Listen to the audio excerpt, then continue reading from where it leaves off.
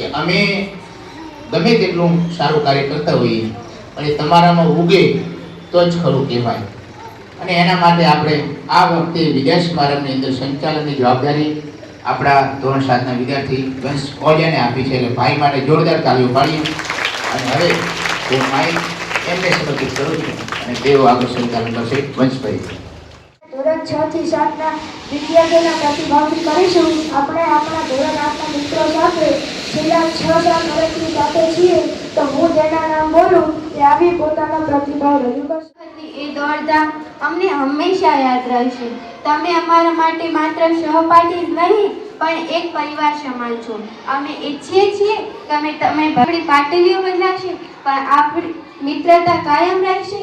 અંતમાં એટલું જ કહીશ કે નવી સફર માટે આપ સૌને ખૂબ ખૂબ શુભેચ્છાઓ.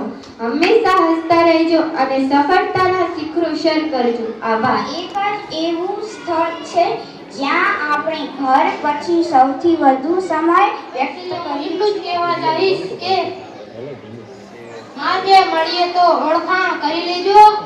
માર્ગે મળીએ તો ઓળખાણ કરી લેજો. યાદ કરીએ તમને તો દોડીને આવી જજો. યાદ કરીએ તો દોડીને આવી જજો. લાગીએ ભલે અમે લગર વગર પણ માણસ મજાના છીએ. સાહેબ સ્વીકારી લેજો.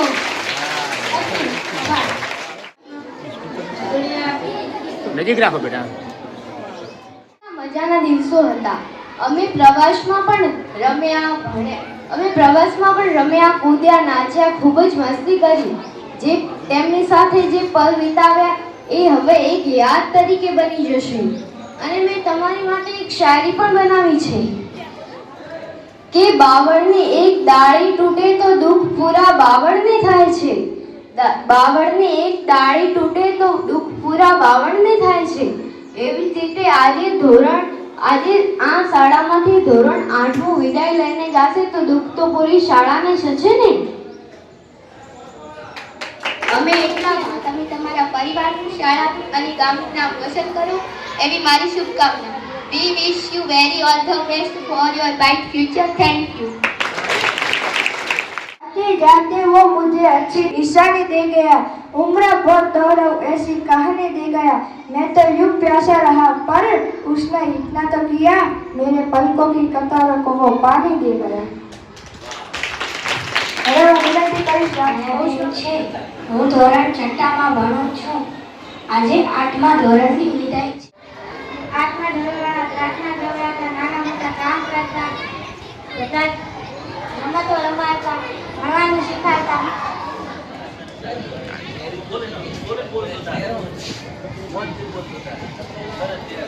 વિદ્યાર્થીઓ, આજે હું ધોરણ 8માં બાળકને 20 શબ્દ બોલવા જાઉં છું. હવે તમે અને તેજસ્વી સફળ બને એવી હું ઈશ્વરને પ્રાર્થના કરું છું. શીખડાવ્યા, બહુ સારું શીખડાવ્યું. વિનંતી કરું કે હવે હું આટલું જ બોલવા માંગુ છું કે